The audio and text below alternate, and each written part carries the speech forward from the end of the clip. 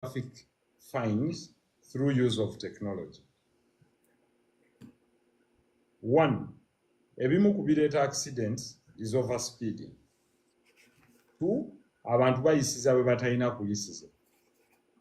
Mwewammwe abantu okutuuka ku ekyo nawo waalingawo accidents before. But they took precautions in the following ways. 1. Kati tokyalina muntu gw'ointerfacinga naye nti akuba ekipapula. Normally, okuggyako ng'oli mu kibuga. Naye kamera yo terya nguzi. Bw'oba wayise ekayabwe ng'odduka 160, oba waakayitawo bw'oti ng'ofuna message nti mwami Edimezaya obanjibwa gavumenti ya Uganda $37, oyise ekayabwe ng'odduka speed period gwe kennyini ojja gisala. Nga munnaffe teyakoze e Rwanda. Ate oyina ozisasula before 1 week n'ekyo nako kateekeko. Mu wiiki emu oba ne bwe bakuwa weeks 2 ne bagamba bw'onaavaako awo nga tozisasudde it will attract penalties. Bwe kiyitawo omwezi gumu ng'emmotoka yo bajja okusoninga. Kakati tujja ku gavumenti yo bye yandikoze. Sente zokka zejja collectinga mu fines. Gavumenti yeetaaga na kulwana na wa boda boda. Boda ogivuga bw'oti pap kasita oyita ku kitaala kya Jinja Road. Seremba Godfrey oyise ku kitaala kya Jinja Road nga kyaka red. Obanjibwa $22. Ziweereze mangu mu wiiki emu bw'onaaba tosobodde we reporting ku poliisi eddako. Oba si kyo omulimu pepepe. Owa boda yennyini ajja kugamba muzeeyi bw'oba oli mwangu va ku boda yange. Kuba omanyi nti abasaabaze abamu bagamba owa boda genda. Nze nkiraba nnyo ku bitaala. Owa boda omulala Kaggwa Joseph otutta omusaabaze nga tayambadde helmet obanjibwa $12,000 nga n'ekifaananyi bakikuweereza kikubiddwa bwe kiti toyina bwe weewakana. Ebyo bijja kubeera registered. Eggwanga lijja kuyingiza ssente ne discipline ejja kumawo. Kituufu abantu 6 buli lunaku on an average bafuna accident ku boda boda mu Kampala n'emiriraano oba mu ggwanga lyonna nga beetaaga okuddusibwa bakolebweko sajjale mbwangu. Kapasite eyo tetukyagirina. Amalwaliro agali public gali overwhelmed, aga private tegasobola nago gabbeeka. Therefore, ekintu kyoleese kirungi nnyo, kyoyogeddeko kituufu, n'okubeera nga tuvuga emmotoka nkadde. Of course ekyo nakyo kiva ku misolo egiri deterrent. Omuntu yandibadde emmotoka gye yeeyongera okuba empya n'omusolo kwenderezebwa ddala oba n'obutabaawo. Kubanga omuntu nja mulinda ku pampu y'amafuta. Wereeta emmotoka, sasula gavumenti tugeze $5,000,000 which is a flat fee for everyone, oba $1,500. Gavumenti ekuwe number plate ekulindidde ku mafuta. Bw'oba oleeta emmotoka endala oli wa ddembe n'okutunda eno emmotoka endala n'osigaza number plate yo ne bagikuwa nga yo yennyini ogisigaza n'oleeta emmotoka endala ng'eri registered mu mannya go. Therefore as government erina ku registeringa ki number plate. Naye omuntu ogenda kumuggyako amafuta, you don't need to hustle with this person okubeera ng'osumbukana naye nti ate omusolo ku mmotoka. Lwaki abali mu gavumenti tebafiiringa kino kintu? Kankikubuulira amazima. Omusajja akeera enkya ne bamuwa 4x4 eriko ennamba mmyufu. Gavumenti yo tevuga nkadde. Kye nali ngamba abantu nti abali mu gavumenti nga nawe bw'owulira obubi nga bakuwadde emmotoka enkadde ng'oli minisita n'ogigaana nti bampe empya, ne munnansi bwe yandiyagadde okuvuga emmotoka. By the way, gavumenti yandibadde tekyagulana mmotoka singa yagamba nti weereetere emmotoka yo. Yandibadde obubaka obw'omuntu yenna emuwaayo kagula nti nga minisita ka $2,000 nemugamba weereetere emmotoka empya oba eyo yoole omudidi nga bw'ogiraba $2,000 n'agiteeka ku kkubo. as simple as that. Nga buli omu avuga emmotoka empya pollution ebeera mutono naye endwadde zonna Kampala yonna ali polluted ekimotoka kikuyitako ekya taxi nga kifuuwa omukka n'oluggi lwagala kubuukayo naye wa traffic tagiyimiriza kubanga tayinza gitiikira yalinga nga DMC olwo obuyinza tabuyina n'ebyo byonna obyewala bino simanya spare simanya bino biki abantu basiiba bagula spare kintu kiri simple just go back do the simple basic abantu emmotoka zijjeeko omusolo abantu bavuge emmotoka balindire ku pampu z'amafuta ebyo tuvuga mmotoka migangatika nkadde tezisiba teziri road waffe ebyo byennyini president gw'otayagala kunenyonenye Katumba Wamala musajja wa Katumba Wamala musigire agenda kukola ki driving abantu tebakyayita wa IOV wonna waliwo enguzi buli omu aganoonyeza pamiti munnayuganda ne bw'omugaa nti yabwereere ogwo okimanyi wonna oteekayo ssente n'oyitawo yabwereere ate yagamba nti ekyo kirabika kiri feeke yabwereere kirabika kiri feeke ekituufu nti olina osasulayo kuka ssente bwe bamugaa nti ofiisi yagataliiko nfuufu akikolera bwereere agamba okakasa ekyo kirabika si kituufu kati honorable nga mmaliriza ku nsonga eyo tukkiriza tugaane honorable ne minisita waffe ayinamu obunafu emmotoka ezitambulira ku luguudo ziyina road test eya buli mwaka oyogedde ku mmotoka enkadde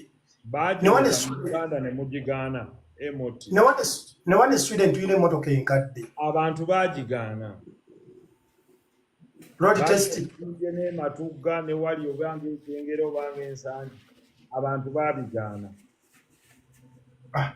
kakati honorable ekyo nze kyenneewuunya ku gavumenti yange era accident zigenda kugwa mu Uganda olw'ebyo ensonga ey'okubiri honorable nga maliriza ngenda kwogera ku musolo gwe baleeta okujja ku ba social media user that is YouTube n'ebirala honorable nze mpagira gavumenti ku luno ba YouTubers bonna simanyi ba Facebook baani babajjeko omusolo honorable nze ndi Sweden maze emyaka 17 nga ndi ku YouTube buli mwaka nteko sasula omusolo buli mwaka kuba sente zenfuna mu Google baziyisa mu banka nejjako omusolo gwabwe kakati bannayuganda ze neewuunya ne bagamba nti basasule omusolo ne batandika nti YouTube ya Uganda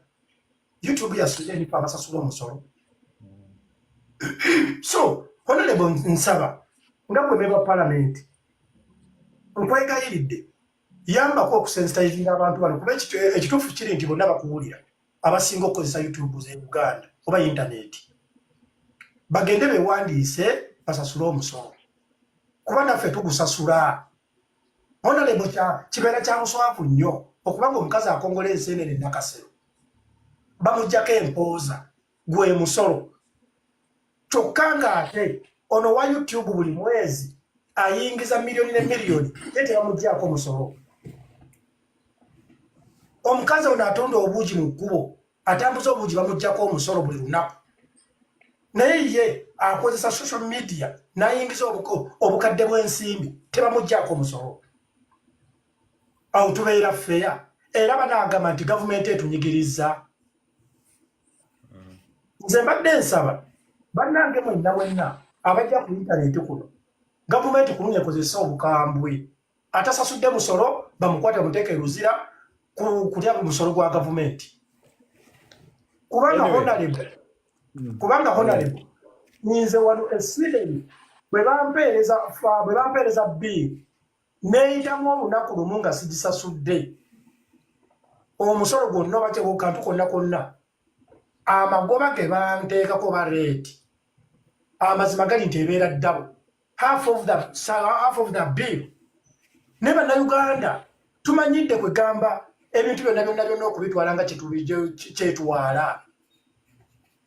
Honorable olumu wali mu palamenti gwe ne Betty Nambooze Honorable ne mwogera ku tteeka ly'okunywa omwenge nti bannange twalitaddewo amateeka amabaala gano ne gabeera regulated omwenge guno ne guba nga tegutundibwa buli wamu bannayuganda ne beesala akajegere naye nga wali okisanze mu nsi ki ebbala gyekola okuva ku Mande paka Mande 24/7 nga buli dduuka litunda omwenge ne batuma omusajja n'afuma akaana kake emyaka 5 genda wali ondeetera ecupa akaana ne kajja n'akacupa ka walagi nenga bakaguzizaako 10 katwalira ddali oba mmani wali okisanze mu nsi ki era nga bagamba no tunenya Museveni akoze kino yes kituufu twetaaga change naye bannayuganda tuli bafu.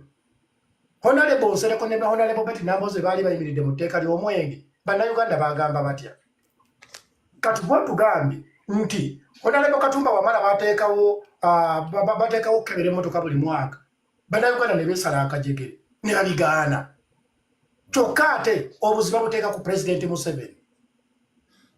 Ffe bannayuganda tuli waffe okubeera nga tufuna change mu bukulembeze agataliiko nfuufu. Honorable Maze waliwo kyakubuuza Kennedy. Yes agataliiko nfuufu kati ndowooza ekintu kino waliwo ekintu kye twogera nnyo actually nkirabye na wano bawandiika corruption bagyogeddeko nnyo naye mwabo abawandiika bwe nkuleeta wano naye nkubuuza nti bw'ofuuka president today measures oyinawo ki ezirwanyisa enguzi oyinza obutazimalaayo oba n'osanga nga zooteekako ate nga nazo zirina ebizibu byazo naye agataliko nfuufu nze ekyo kyobadde oyogerako abantu baffe kati ku ssaawa eno gye twogererako taxi bw'eva eri ng'esimbudde sipiidi nga yesingayo sipiidi abantu baffe ate gye baagala okulinya so kati byonna bye twogera tusooke ne population yaffe n'entegeera yaffe ng'eggwanga nga bweri because awo tutera nnyo okubuukawo ne twebuusa no ne tubanga abategeera ennyo nti abafuzi be batategeera no ffe ng'abantu Uganda ng'abantu no Honorable bakyogeddeko nti omuntu omugamba nti kiri kyabwerere n'agamba nti no ekyobwerere sikitwala okay ogenda kwebuuza nti is it true nti omusirikale ono yakukaka okuwa ssente oba naawe oba oyagala kuziwa ne bwe bakugamba nti genda mu reporting ewali erinnya lye liri okusaati genda omuwaabire wali. There are very many people, actually a very big percentage mu Uganda nti ffe twagala microwave business very fast tetwagala luwombo ebyokulwisaawo owulira twagala microwave business speed first class pay and go katono bwakuyimirira mu maaso ng'asimbye line ate gwe ng'osobola okuyita eri n'osasula oli akuyisiza emabega. That is the culture we are encountering now until yes. Mukuru Kennedy just kadakika kamuze mveko onaleba addemu ansa zange mukwemulugunya kwange. Kaakati onaleba nina ekintu nekira ate kyo kyenjagala okwebaza gavumenti ya Uganda.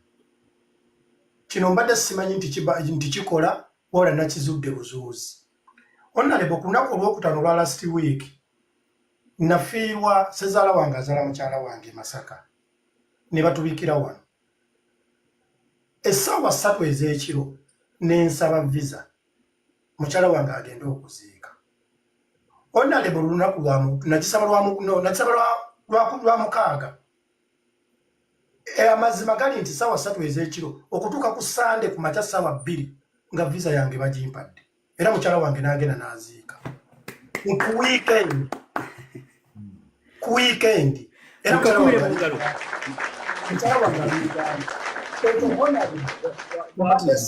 mu Uganda mwekiri simanyi oba bakikoledde bukolezi Edimizaya oba bannayuganda bonna bakibakolera ekyamazima embase yaffe e Denmark yakinkoledde simanyi oba bakikola.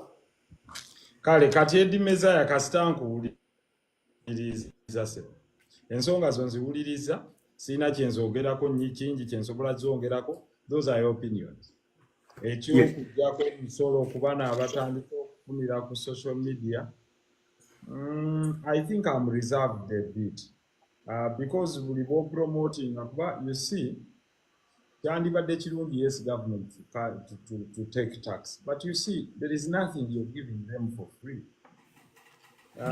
In my opinion, okuba bano abaana tebali employed bagezezzaako bano batenge to create digital content through their YouTube platforms etc. Should government tax tenge now? Yes. No, ngezaako kubaako kyenkuwa. Is it encouraging? Is it promoting? Or it is a bit deterrent? We can think about it. We can discuss it. For me, taxation is not the only thing that grows a country. You understand what I'm saying? Because you look at the number of people that are earning. I think you have to give me the data and the analytics. How many people are earning? Omuntu wagenda okutuukira okuearningira, let's say from TikTok. Data kigwaba ataddemu yegulidde essimu ali ku data naye amusasulako essimu. Because for me as government I'm interested in taxing this person akozesa YouTube eno saataddeko content. The content creator should not be my problem. Naye omuntu ono agenda n'agula airtime n'aloadinga bundles najjako already amba mu taxes. So why do I go for a direct tax for earnings zoli who is a content creator? Because then it will come back to this. If the content creator then is in America, but his YouTube channel is available in Uganda, then how do I tax him? Donald Trump, Nsereko agenzeeko okumulaba, but Donald Trump is earning from YouTube. You understand what I'm saying? As the government of Uganda, I should be interested in taxing Honorable Nsereko from his bundles and airtime. For me, I've already gotten the tax. Because I should not discourage this person.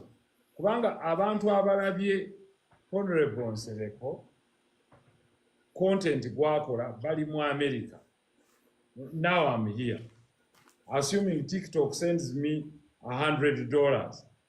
But in data, I've used 100,000, $30. So you want to come and also tax, let's say I have power to masanyalaze genkozesa waga tax nze, assuming I rent a house, nayo wajijeko rental income tax,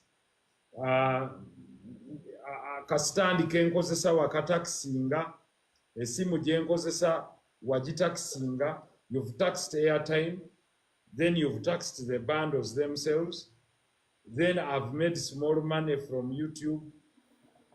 Nzijeko ezo zonna costs, because how are you going to compute my costs? Okujjako kye bayita income tax. For you to consider it as income to me, kino kyengezaako kugamba. Because how are you going to tax it as income or gite income tax? If you consider it as income tax, do you know how to deduct everything? Costs zange zonna ze nataddemu to produce that video. Nti nyina gwe nawadde nankwata nalinye taxi nengenda. Do I have to file returns? Okitegedde kyengezaako kugamba. Andi Honorable bw'ogamba bw'otyo omukazi agenda alinnya emmotoka n'agenda e Masaka n'asuubula enseenene. Amafuta agaleeta enseenene asasula omusolo. Ekifo akolera asasula omusolo. Akataliko sino. No one is asking income tax from asuubula enseenene. If they do it, it's also wrong. Okutegeera kyegamba. And this is my view. And I beg to depart from very many views. High taxation does not grow a nation. It is broadening the tax base that grows a nation. You understand? Nebo okwata bano abeeyize ebitone byabwe eby'omutwe. Tonalaba na analytics from analytics. Because you see, bwe baba bampeereza ssente, you tax this money. Nga bwe ziyita mu PayPal, bwe ziyita mu Airtel money through my aggregator, ozitaxinga. What for me I would encourage, I can give you this. I would tax TikTok, the parent company, for operating in Uganda, just like it is taxed in America, for operating there. When you tax TikTok as a platform in Uganda, because of only a given number, it will start nayo in turn okutaxingira abantu bano, because TikTok amagoba gekola from selling my data as a Ugandan, data ebinkwatako. TikTok kati ina gwegamba nti Nsereko ayagala nnyo essaati za bbulu, and I find adverts. Therefore, Uganda should be much more interested in taxing the platforms themselves from the money they make out of the dread of my data, rather than taxing this content creator for being on this platform. So, singa TikTok, nezino platforms eziliwo, ozigamba nti yes, Facebook, you are allowed to operate in Uganda, but your operation cost will be nti tujja kutaxinga millions of dollars 10 for operation in Uganda. Why? For extension of the optic fiber, so that you can be felt everywhere. Buli alina smartphone, etc. TikTok n'abeera bw'atyo, ne YouTube. Yes, asasulayo ku baana bano, but naye alina okubeera tax kubanga mu UCAD tax. 2, the introduction of penalties. Omanyi penalties bwe bazikola from our regulators? UK, I think France has recently penalized, is it YouTube? Because abantu bwaloopa, they have to pull down the video quickly. The laws of France, I think, is more 24 hours. Olibwagamba, I've been offended by this video, ne bataji pulling it down. It will be penalized. Therefore, if we have a strong law on protection of people and compliance towards the local laws, we can penalize these platforms as a way of raising revenue. Kyova owulira ng'ogamba nti banange Europe yo switching off nga bwega nti tuwere TikTok, wabula egikuwa penalty ya $2.2 billion. So ne Uganda esobola okuga nti gundi ono yaloopa mu UCC, ne bakutegeeza nti jjayo video eno, ono omuntu akozesa fake account ng'akozesa linnya lye. You did not. You received over 1,000 complaints. Kitegeeza tolina kye tuyita compliance to your licensing pattern. So the license should be issued to TikTok to operate in Uganda, just like MTN.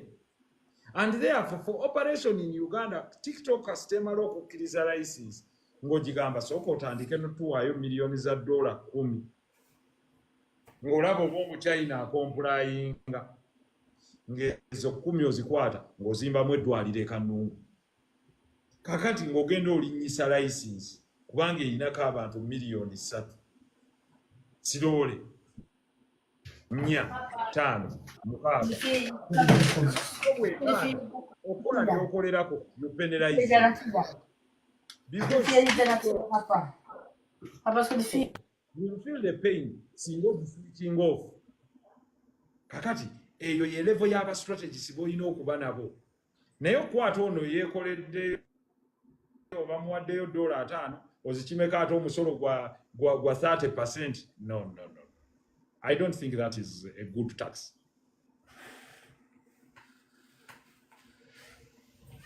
Okay.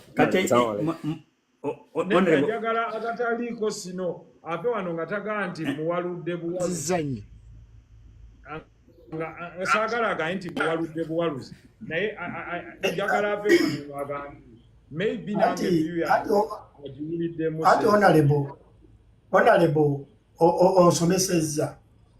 Era nti by the way honorable kasooka enkwebaza. Wansomesa bulungi nnyo ku mawanga agali mu constitution ya Uganda. Ekintu ekyo nkikwebaliza naye kyandeetera obuzibu abantu bagamba nti twasooka kwekubira masimu ng'ogenda kujja ku live nze nzije ndeete point eyo nti olyoka osomese lwaki kakati kino gwokirezi kimanyina gyokijje naluli bwekito bwe kyali naye kakati honorable mbadde nsaba onsomesa gyotusomesezaamu mbuuze wane Sweden nze maze ddaka 17 ku YouTube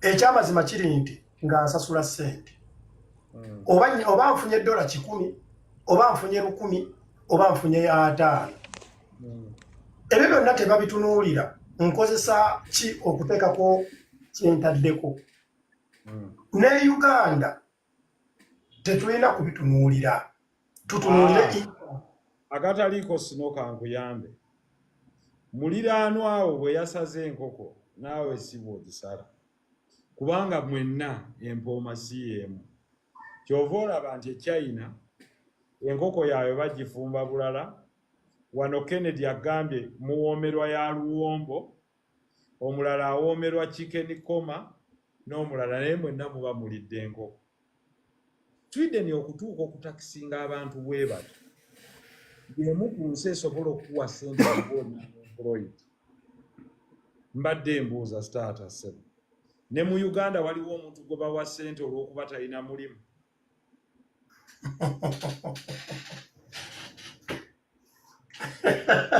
Chapter close. Honorable tonsesa eyo gye bayita knockout. Okubuuziza ekibuuzo Sweden bagabira omuntu ssente atalina mulimu mu Uganda waliwo we bazikuwa nga tolina mulimu era nange nazirya kakati zibaddize mu YouTube baba bakuwoze buwozi Sweden bw'oba toyina ennyumba bakuwa ennyumba mu Uganda waliwo agikuwa kakati gw'ogamba ono wa Uganda afaanane n'owe Sweden agugaba bwe tuba tubadde mu kkooti wandikoze otya wandigaye ssebo omulamuzi omusango ogugjeeyo si kyekyo kyennyini mpanise naye salaamu aleikum kandeete Kennedy leta Kennedy lwakuba aka accident nange nakunyiza epeesa Kennedy koli waggulu Honorable, thank you very much. Thank you for always compressingeko charger. Continue, Kennedy. Go ahead. Yes. Thank you for always making sense. Ebintu bino eggwanga lyaffe twagala kulyogerako with examples ate ne tuteekamu ne facts eziyambye ensi endala because ekyo kyayogedde ekya punishing people. I don't think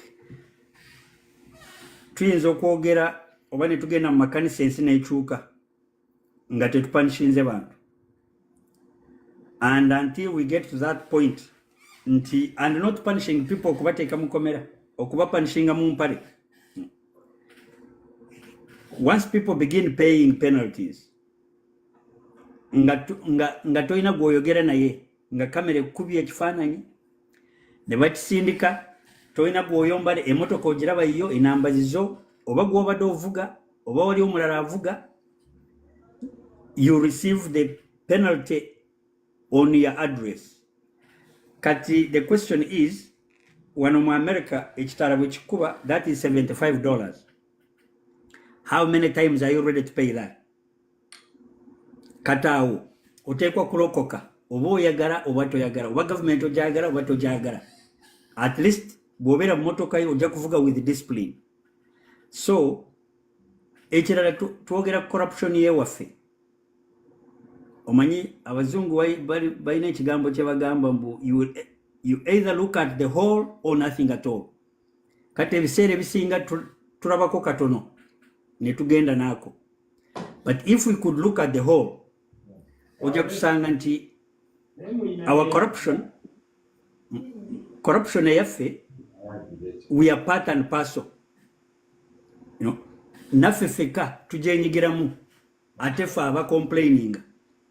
You see, Now, until we understand the anatomy, the complete picture of our corruption, eva kuki, esinzira kuki, and why do people really go that far? Kati nalabye eddagala waliwo baadde bajja eddagala somewhere nga bali kwese from a hospital. Omuntu yaliguddeko oba yadde alunze oba yadde akola ki yagudde ku ddagala nga liri eyo likwese. And when they were examining the drugs, I think I heard someone saying that this drug cannot even stay out, something like that. Now, oli eyalibye we yali kwese terijja kukola, but they did it anyway.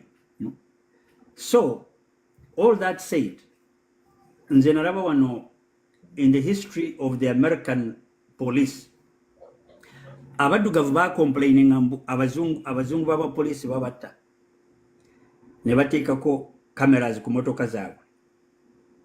That became an advancement in the fight against police brutality. Kati cameras ezo still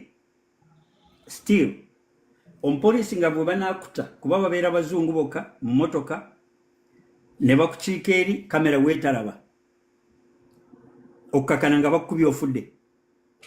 Now today the push is on a different chapter, nti cameras muzambale nga badge ku saati yo, oba omuntu omudduseeko oba yeekiiseewa, you will be with them.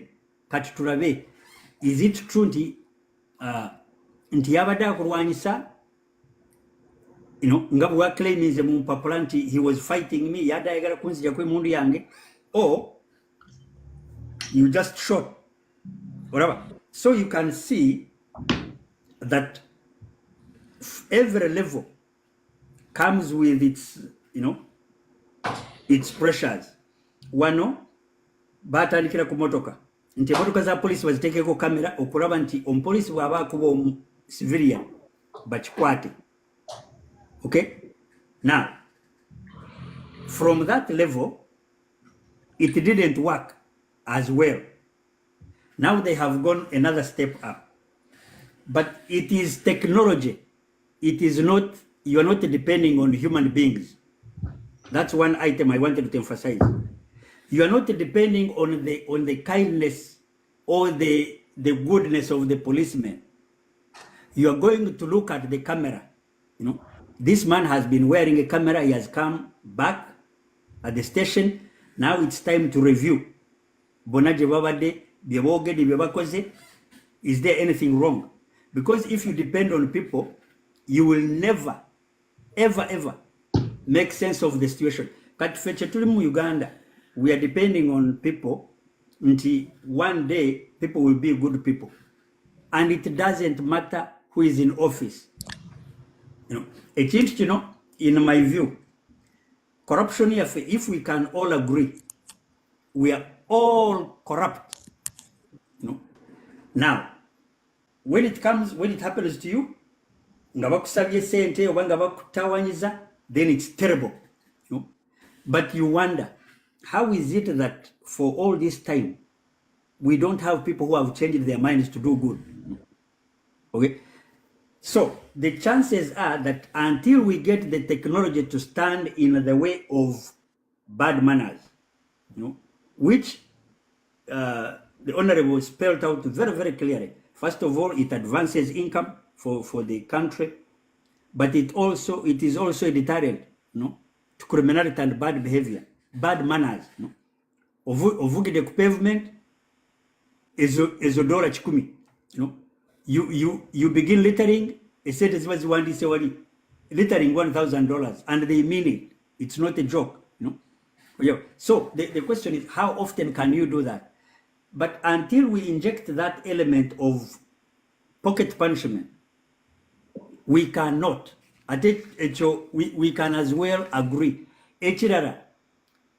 I'm giving you an example from this side of the world. American police was given the protection. It's called the qualified immunity.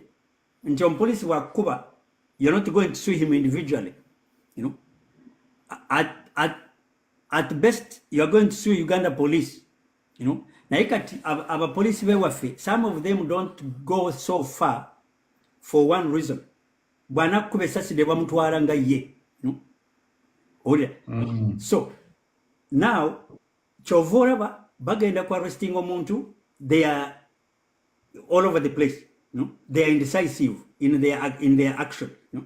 Ayagala kumukwata atayagala kumukwata abantu bakuŋŋaanye tomutwala they create many courts in the streets no? Naye owawano oba okimanyi nti omupoliisi wa America tomukwata ku saati you don't begin debating oba akutwala oba takutwala ajja kukutwala it is definite amaliride nti ajja kukutwala and you cannot stand in his way ajja kukuba essasi and he will be protected kati abapoliisi bewaffe we send them there but at the mercy of the public bwamukuba essasi mujja kumutwala musajja w'abandi mumusibire bwerere even when he was in harm's way.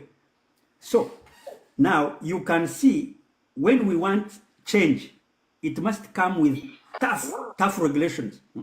Omuntu avuze speed mukube ticket that it will be very very painful to even think about driving speed the next day. That's simple. It is that simple. Na even ebyogamba nti bana Uganda accidents banange muvuge mpola unless we've not distilled this understanding of human beings we are not good or inherently people are terrible. So but to take penalties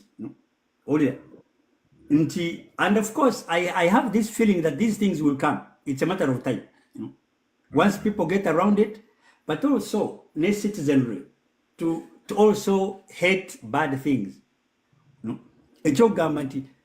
You don't have to take this taxi because yevuga speed. No, you will die. Na ye aja kwenyigawo abantu bajudde ngo anti nteka kameme. So when we have that population, omuntu I hear people who want to talk about babikora bwe bati babikora bwe bati. Omuntu wa America tiyenyiga kameme. If anything he will call the police if you want to misuse public transport. So kati bolaba nga feke nyini fa abantu emotoka tuyagere kuleke and you could wait but we cannot afford to wait wachiri ombribing akuteke kameme oli era ne bwe mtuka eri ku police nga police akuyimiriza era go no jayo said no government muwe is it so you can see what we are up against but in cutting short all this long story of our country, I always thank you for your in-depth analysis of things, which is not limited to Uganda. You always give it in a curve from a global perspective. And I have a feeling that abantu baffe, all they need is understanding. And once there is a detailed understanding, it becomes very, very easy. Because all these situations, they can be explained. Either no government chino chaganye, or it's a matter of time, that this thing will change. We have to adopt some policies that will work. And until that time, we are dealing with the situation we have. Atenze ngezako kubajukiza nti, bona bora ba mukampala bava muchalo. Some of them are still washing away the history of their background. I'm telling you, we know them. These are our friends. We live with them. No? Kati, when you come from that, it's important to appreciate that. Nze. Bwentyo bwenfaanana oba ndabika oba sirabika simanyi. Nedda teekako video sebo tolabika. Tonnaweza abantu 1000. I have. Kakati lwaki togira mu video? Yeah, I have. Nnyo mu America awo sebo. Nzigenda mu video bakulabeko. Kati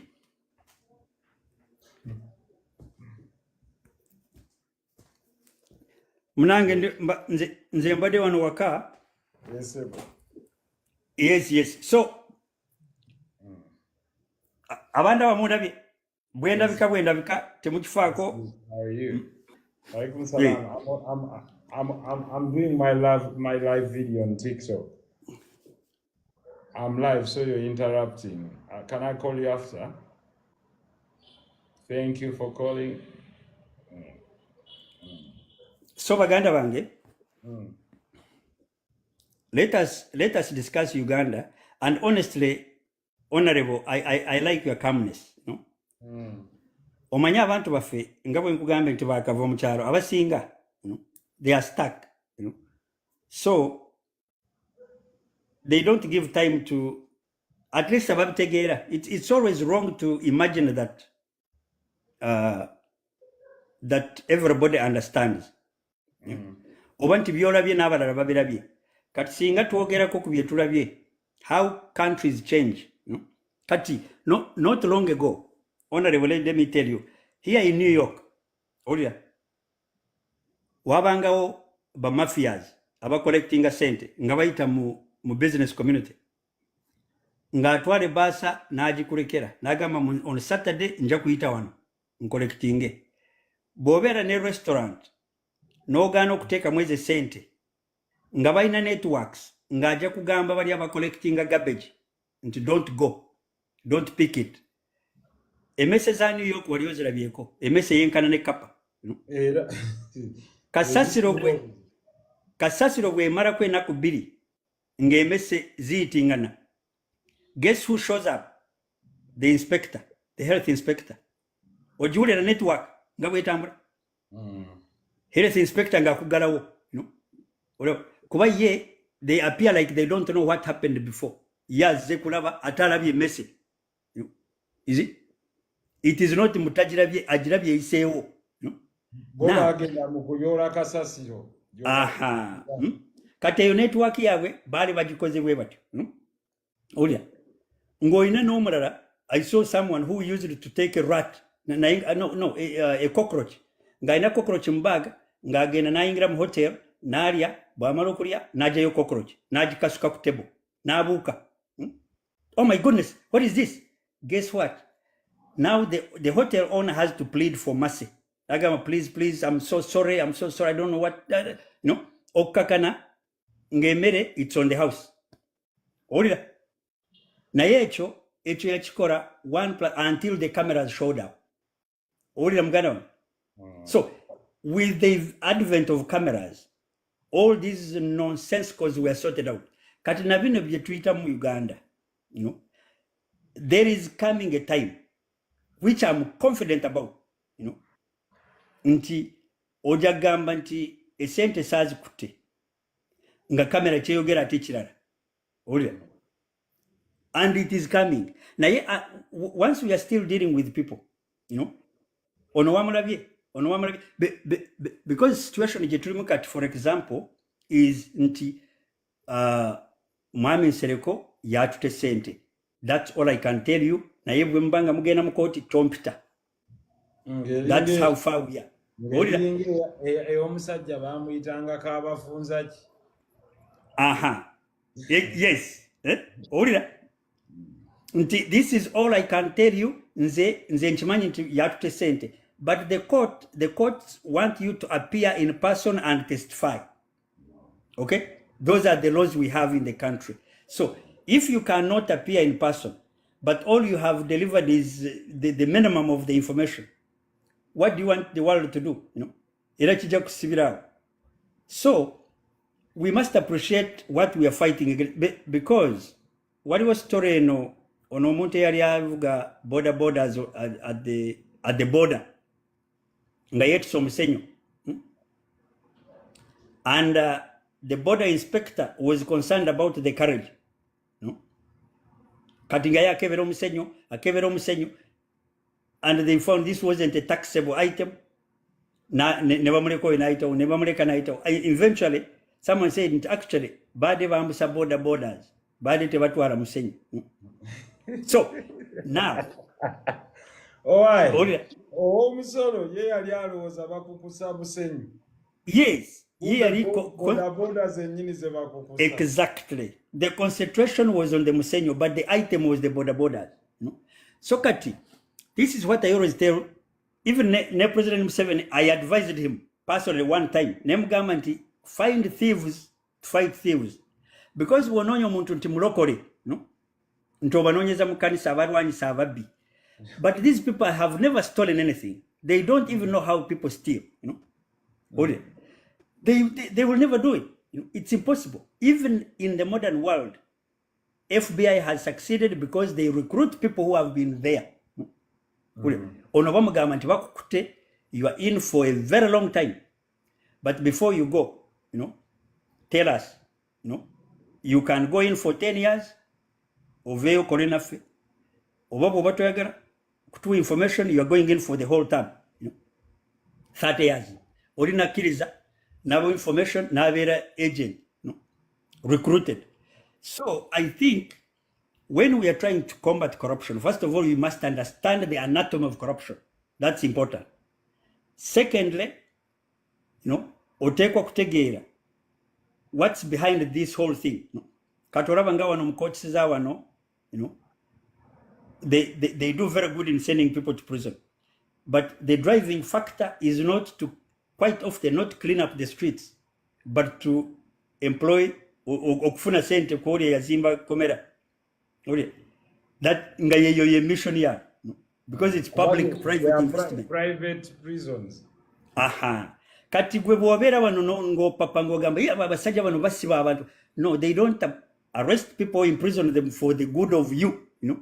Or agenda ya bwendala. Or so nga buli kimu kirina bwe kiva, if you don't understand it from bottom up. Okuwoza government teina sente simanya amakomera gwe noveeyo noga nze ndi investor nzimba makomera. Yes. Naye buli gwensuza sente zange.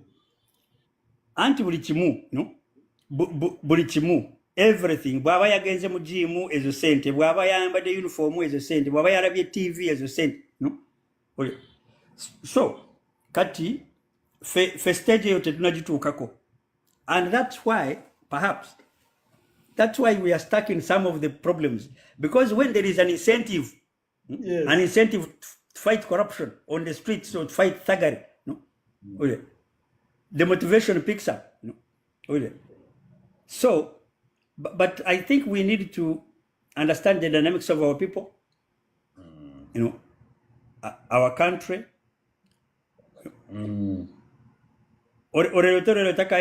So let's keep talking, but I must commend you, honestly speaking. You know, I've seen you spill your heart out, you know, on the things you believe in. You know, now quite often I have disagreed with you here and there, but of course I don't get the time to engage.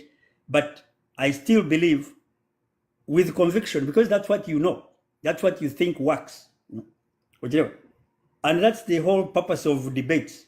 You know, you come in with a strong item, I bring mine, and we hash it out. Naye kati waliwo abaagala nti tusirike, you know, mwe mwatukoya, but I always tell people kati twabakoya how, you know. It is a discussion, it is a debate. You know? So kati on my platform, you're protected, Kennedy. I thank you dearly. Don't worry. That is what I stand for, and that's what I told Mr. Bao, that we all have room in this world to express ourselves, and that is the world. And if we all agree to listen to one another, maybe we can learn something from one another. Honorable, we were here talking. I had my friends here in Washington, you know, and we were talking about the corruption in Uganda, the thuggery, all that. And Netuvayo Nemba government, but all this, you can hinge this on the item called democracy, largely. Nengamanti eyo katuveyo katujja wano mu America. Omanyi tutulina omusajja omulwadde mu office wano. Nga byayogera tabitegeera. Naye nga waali ate agenda kukomawo. Showing signs zona yaziraze nti mulwadde. Naye nga waali. Naye I always ask my lovely Ugandans. Abagamba, you know, abato. Omanyi America basoma. Abaana bato. You know, Harvard graduates. You know. Ivy League schools above abali mu streets wano mu America. But guess what? With all their knowledge, with all their brilliance, they cannot stand up or to break through the streams of power. You know? Kati muzeyi Museveni bw'aba yaweereza buli muntu yenna oveeri mu katanga n'oyingirawo mu system, you know? No barriers. N'otuula n'abalangira.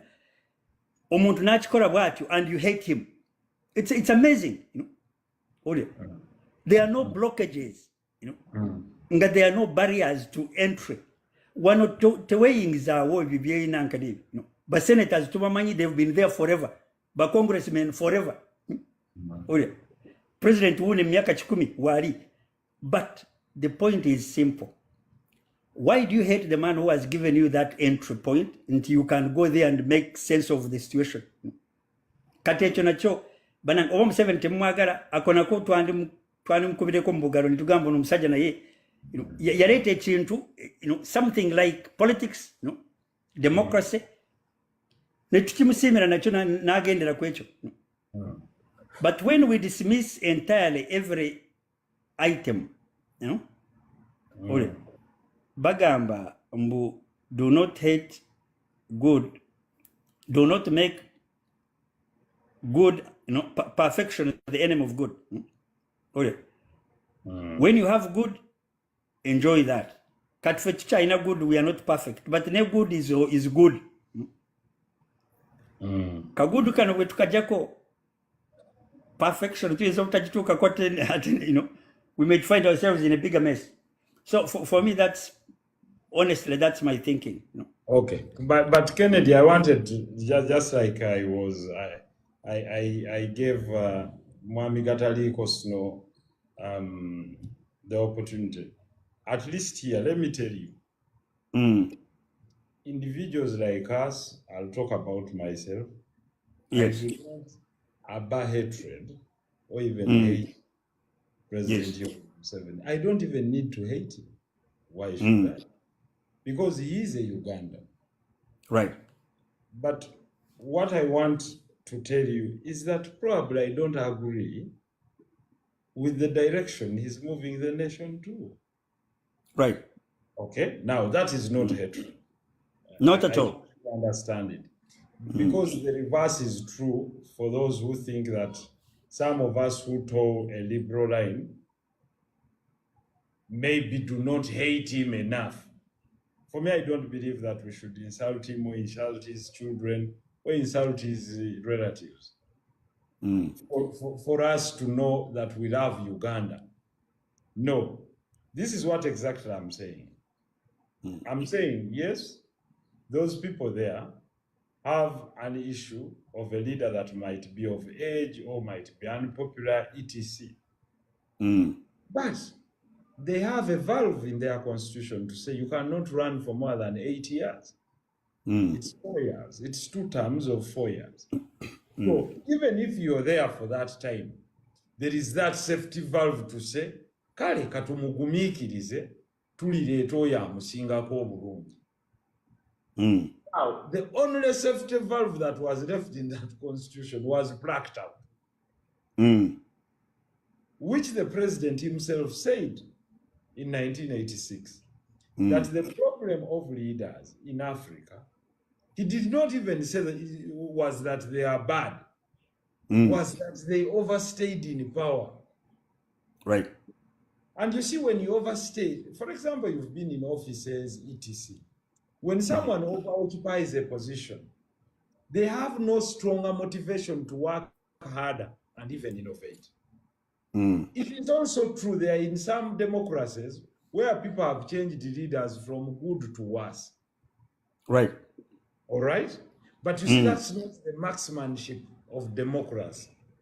What I'm saying is that the only way to know that one is bad or good is to have another leader. There is no way you're going to make that test. To know whether you had a great driver is to have another driver. To know whether Arsene Wenger was a good coach is to have another coach and say, oh, Ferguson was really good. You understand what I'm saying? Absolutely. No. Kati honorable. Jejiulira katono. Therefore, njagala naawe okkirize nti bannayuganda tebahatinga Museveni kuba singa bamuhatinga tebandimulonze emirundi gye baamulonda kitegeeza bamwagala naye bamukooye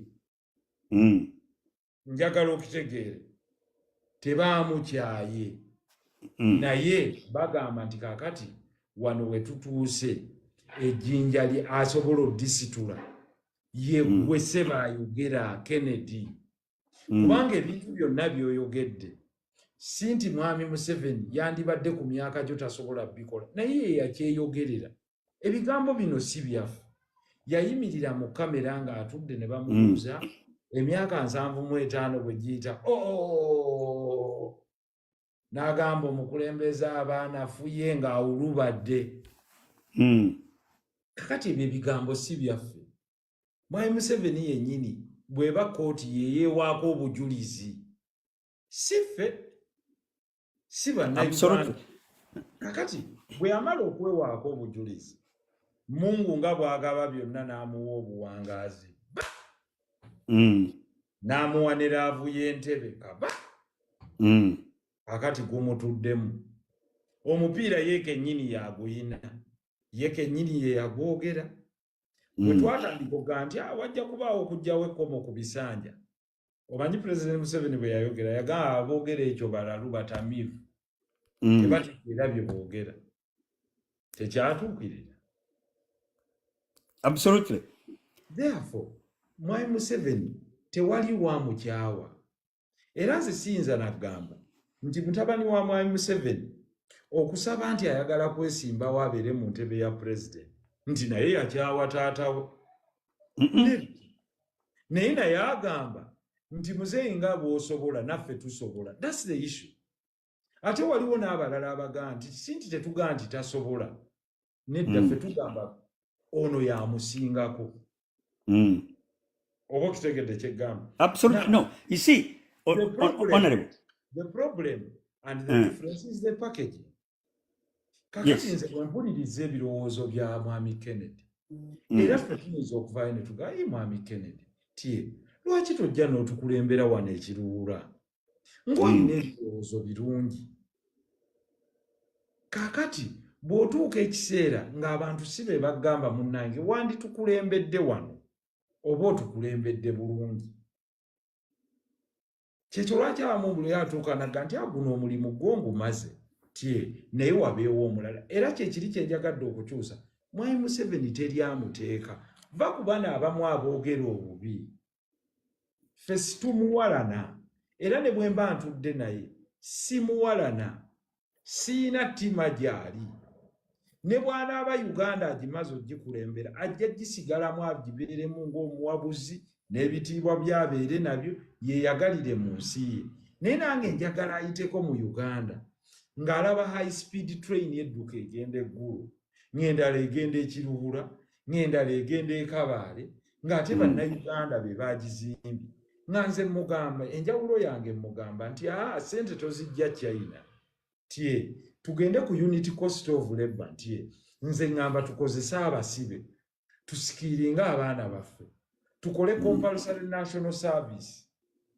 abaana abatuuse senior 4 the second 2 years ziba za practical skills mu compulsory national service omu nga bazimba amalwaliro abalala nga bali mu kubajja abalala nga bali mu kuzimba nguudo ogattako abasibe nga bali mu kukola bino tufuule amakonsomero gaffe reformation centers nga bw'ona ogenda okuyaala abayaaya ababadde batulugunya abantu bonna bw'obatwala omutwala ali mu kwasa mayinja mulala ali mu Uganda mining company naye nga baprovidinga lebo oyo cheaply kubanga ensi yaffe ekyali mu feezi eyo ate nga ne skills bazifuna.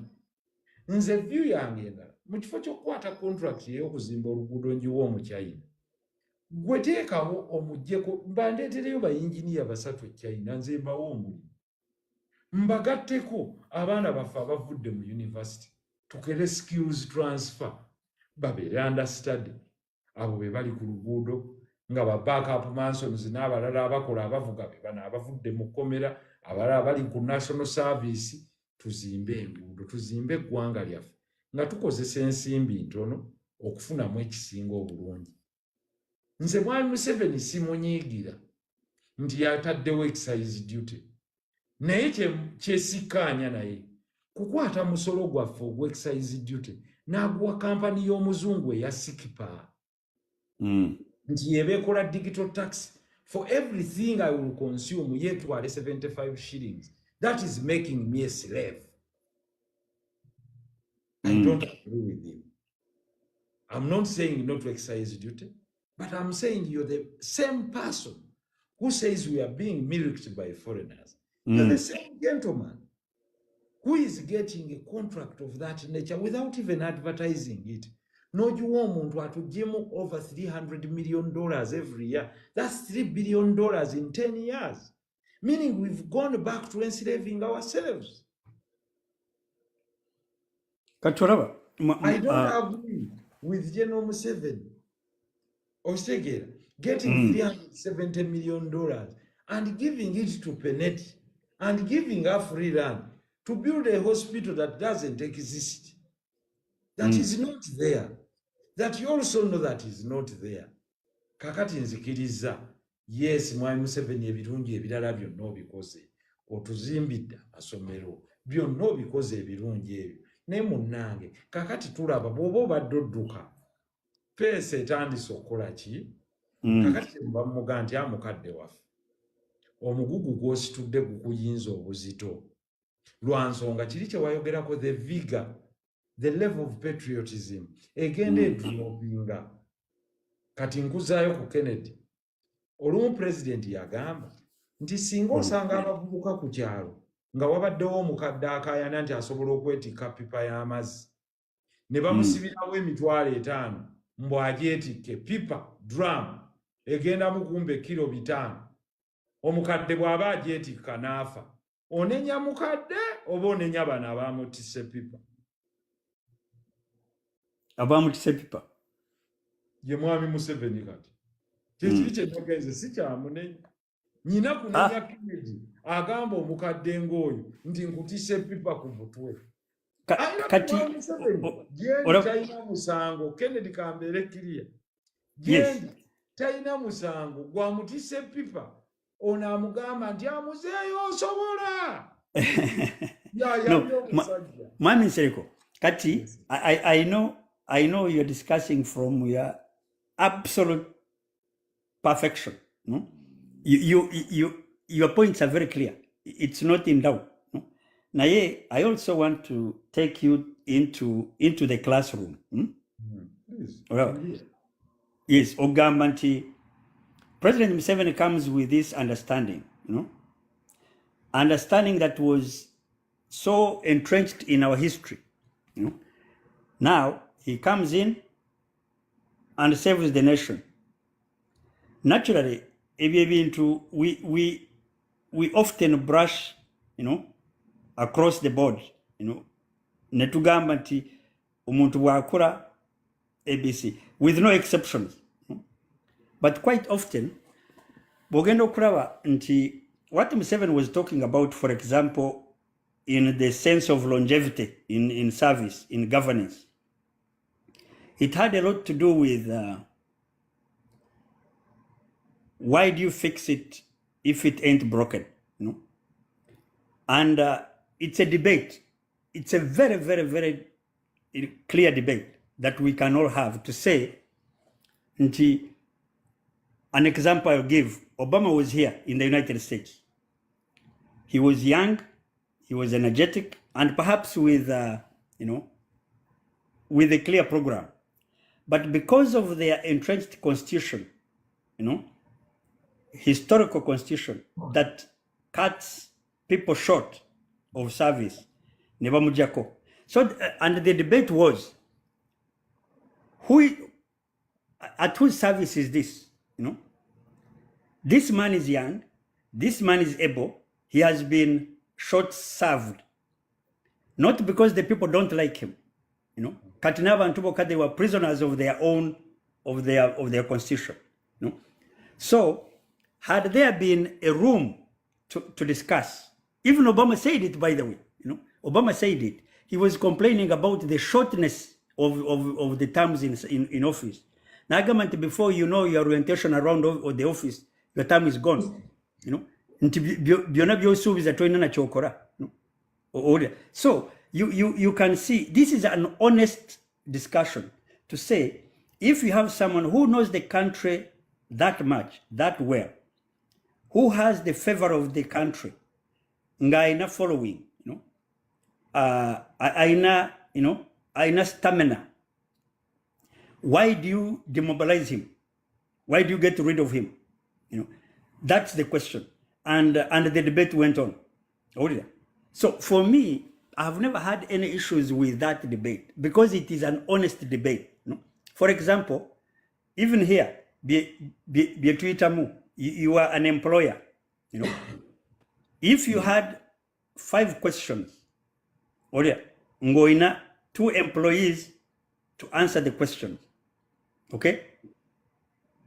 Now, olinaja naita bisatu. Bibiri nebimugwa. Omulala naita ebibiri ebisatu nebimugwa. By the standards we have, you are going to hire the one who passed 3 questions. Kwa abaisiza kwoli. Now the other thought comes in.